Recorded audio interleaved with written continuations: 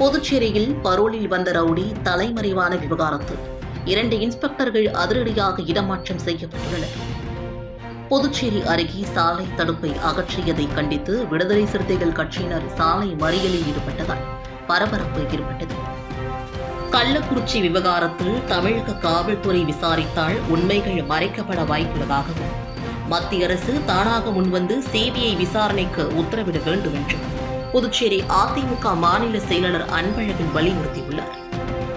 புதுச்சேரி காவல்துறையினருக்கு ரூபாய் 42 லட்சம் மதிப்புள்ள நவீன சாதனங்கள் உள்ள ஒருங்கிணைப்பு மையத்தை தொடங்கி வைத்த முதல்வர் ரங்கசாமி அவர்கள் 11 4 சக்கர வாகனங்கள், 133 இருசக்கர வாகனங்களையும் காவல்துறைக்கு வழங்கினார். காரைக்கால் மாங்கனி திருவிழாவில் உள்ளூர் பக்தர்கள் மட்டுமின்றி தமிழ்நாடு, கேரளா மற்றும் வெளி மாநிலங்களில் இருந்து திரளான பக்தர்கள் கலந்து கொண்டு மாங்கனிகளை இறைத்து வழிபாடு நடத்தினர்.